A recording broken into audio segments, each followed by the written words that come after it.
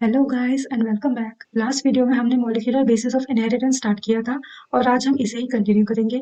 तो आइए शुरू करते हैं हमारा आज का टॉपिक। सबसे पहले बात करते हैं सेंट्रल डॉगमा की।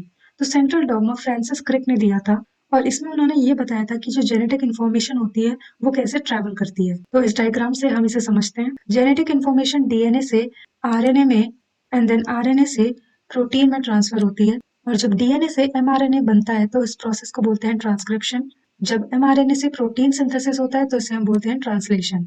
जब डीएनए से नया डीएनए मॉलिक्यूल बनता है तो इसे बोलेंगे रेप्लिकेशन। रेप्लिका का मतलब ही यही होता है जब एक चीज की एग्जैक्ट कॉपी बनती है। तो रेप्लिकेशन के थ्रू भी सेम एग्जैक्ट सीक्वेंस का डीएनए फॉर्म होता है।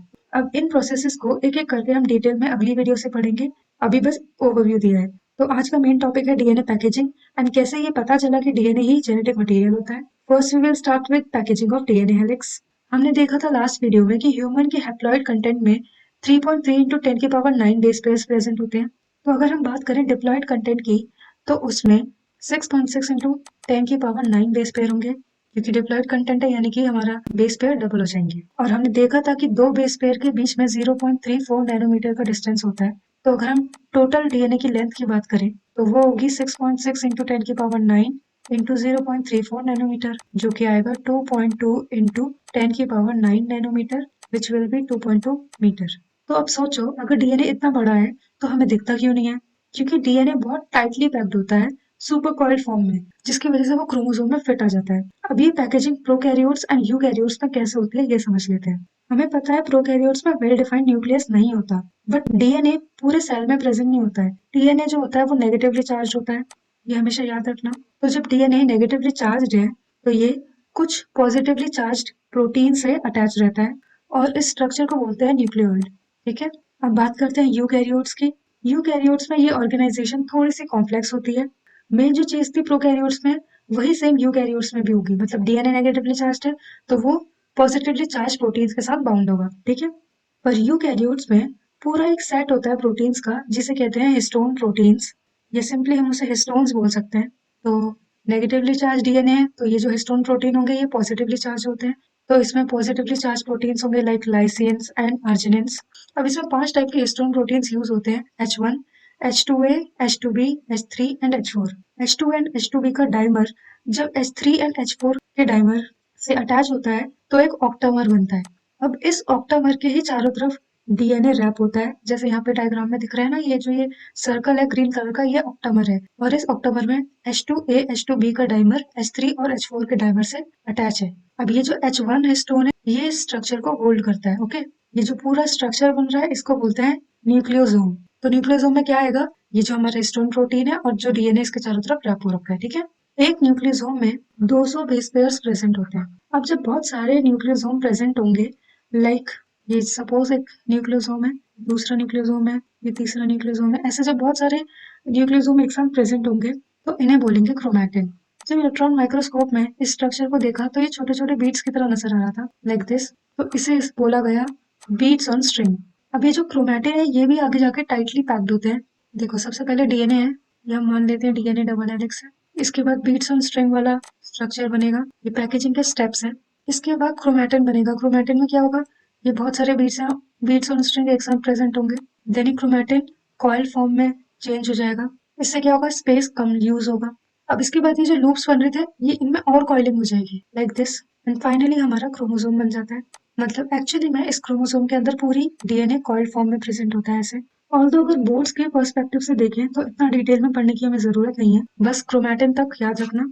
अब ये जो क्रोमैटिन की फर्दर पैकेजिंग हुई है हायर लेवल पर, इसके लिए additional set of proteins use होते हैं जिन्हें बोलते हैं नॉन हिस्टोन क्रोमोसोमल प्रोटीन्स। अब जब हम न्यूक्लियस में देखेंगे तो कुछ एरियाज पर क्रोमैटिन थोड़े लूजली पैक्ड होते हैं और वहां पे लाइट स्टेनिंग होती है, उस रीजन को बोलेंगे यूक्रोमैटिन। और जहाँ पे पैकेजिंग डेंस्ड होती है वहां पे डार्क स्टेनिंग होती है, उस रीजन को बोलेंगे हेट्रोक्रोमैटिन। तो ये जो यूक्रोमैटिन है ये ट्रांसक्रिप्शनली एक्टिव होता है। ट्रांसक्रिप्शनली एक्टिव का मतलब है ट्रांसक्रिप्शन में ये यूज होता है, और जो हेट्रोक्रोमैटिन है ये ट्रांसक्रिप्शनली इनएक्टिव क्रोमैटिन होता है। ट्रांसक्रिप्शन का सारा प्रोसेस आपको आगे नेक्स्ट वीडियोस में समझ आ जाएगा। अब नेक्स्ट टॉपिक है सर्च ऑफ जेनेटिक मटेरियल। तो कहाँ से ये सर्च स्टार्ट हुई कि जेनेटिक मटेरियल क्या है और कैसे ये फाइनलाइज्ड हुआ कि डीएनए ही जेनेटिक मटेरियल है, ये सब अब हम इस टॉपिक में पढ़ेंगे। सबसे पहले आता है ट्रांसफॉर्मिंग प्रिंसिपल। 1928 में जब एक साइंटिस्ट जिनका नाम था फेडरिक ग्रिफिथ, वो स्ट्रेप्टोकोकस निमोनी बैक्टीरिया पर एक्सपेरिमेंट्स परफॉर्म कर रहे थे, तो उन्होंने एक चीज नोटिस करी। उन्होंने देखा कि जब उन्होंने इस बैक्टीरिया को कल्चर प्लेट पर ग्रो करा तो कुछ बैक्टीरिया में स्मूथ कॉलोनीज फॉर्म हुई और बाकी में रफ कॉलोनीज फॉर्म हुई। अभी स्मूथ एंड रफ कॉलोनीज होती क्या है? तो देखो, कुछ बैक्टीरिया थे जिनमें एक कोटिंग प्रेजेंट थी पॉलीसेकेराइड की, जो एक्चुअली म्यूकस की कोटिंग थी, जिनकी वजह से ये जो बैक्टीरिया थे ये शाइन कर रहे थे। और जिनमें ये म्यूकस कोटिंग एब्सेंट थी वो रफ बैक्टीरिया बने। ये जो smooth shiny colonies producing bacteria थे इनको बोला एस बैक्टीरिया, और रफ कॉलोनीज वाले बैक्टीरिया को बोला आर बैक्टीरिया। अब जब माइस को इन बैक्टीरिया से इन्फेक्ट करवाया गया तो जो एस बैक्टीरिया थे, जब इन्होंने माइस को इन्फेक्ट किया तो दे डाइड। जब आर बैक्टीरिया ने इन्फेक्ट किया तो माइस को कुछ नहीं हुआ, मतलब उन्हें निमोनिया नहीं हुआ। अब ग्रिफिथ ने देखा कि हीट करने से वो इन बैक्टीरिया को किल कर पा रहे थे, तो उन्होंने एस बैक्टीरिया को पहले हीट किल किया, देन उनसे माइस में फिर से इन्फेक्शन करवाया, तो इस बार माइस को निमोनिया नहीं हुआ, यानी कि माइस अलाइव।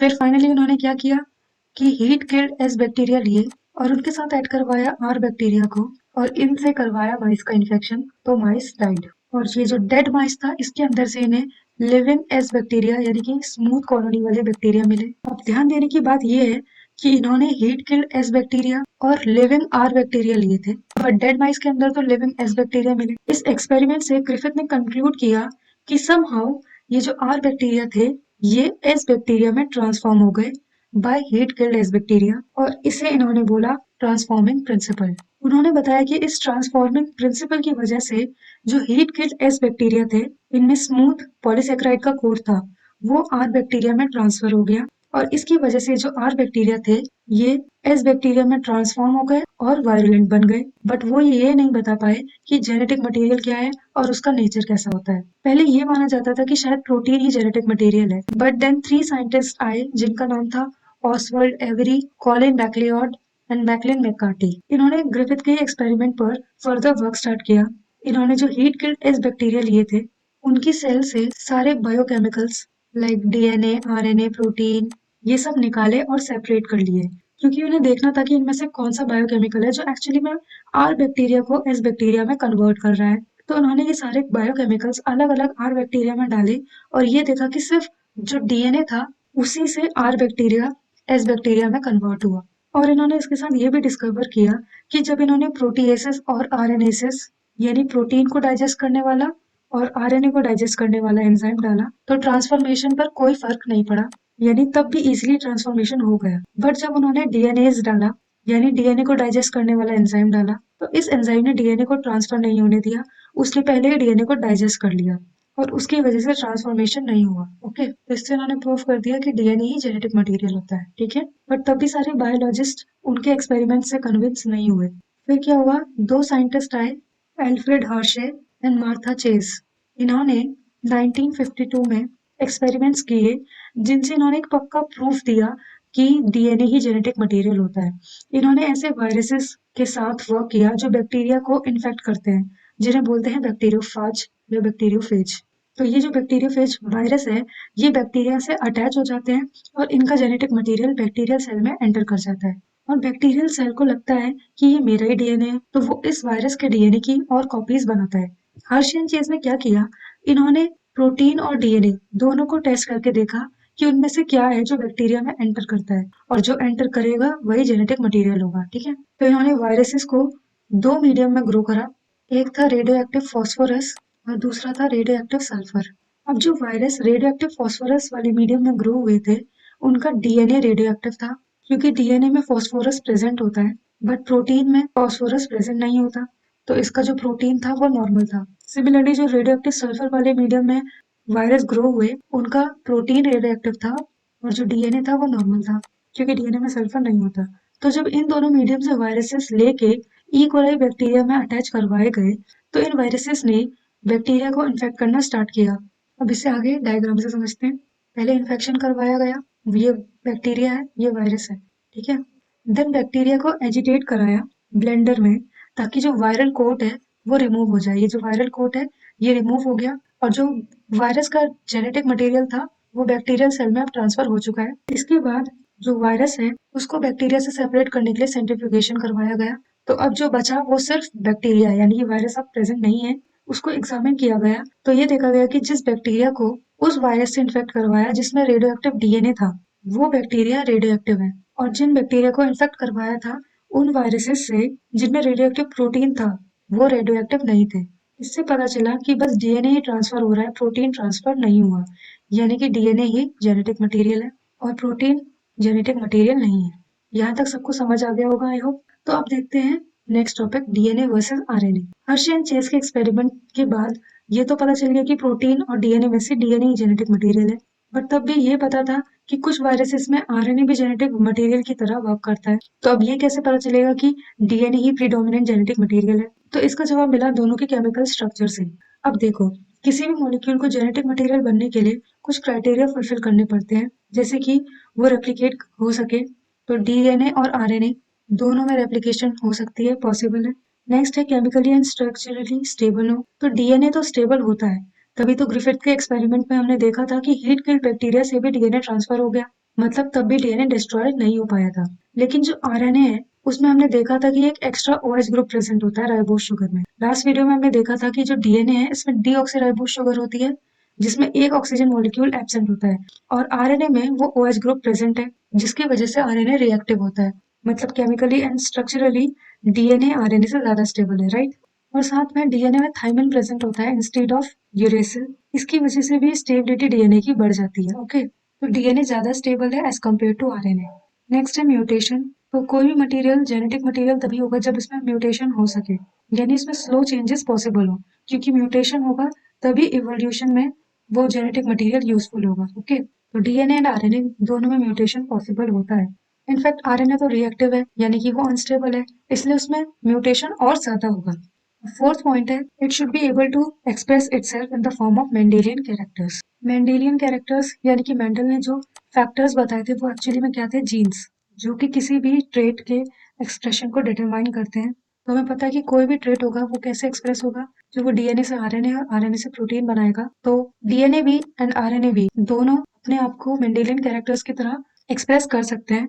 और डीएनए और आरएनए में से देखा जाए तो आरएनए तो डायरेक्ट सिंथेसाइज कर सकता है प्रोटीन को, बल्कि जो डीएनए है इसको आरएनए की हेल्प चाहिए होगी प्रोटीन सिंथेसिस के लिए। तो अब ओवरऑल देखें तो डीएनए एंड आरएनए दोनों ही जेनेटिक मटेरियल की तरह वर्क कर सकते हैं। पर इन चारों में से सबसे इम्पोर्टेंट पॉइंट होता है केमिकल एंड स्ट्रक्चरल स्टेबिलिटी। और इस पॉइंट में हमने देखा कि डीएनए बहुत ज्यादा स्टेबल है एज कम्पेयर टू आरएनए। तो इस डिस्कशन से हम ये कंक्लूड कर सकते हैं कि डीएनए बेटर जेनेटिक मटेरियल होता है।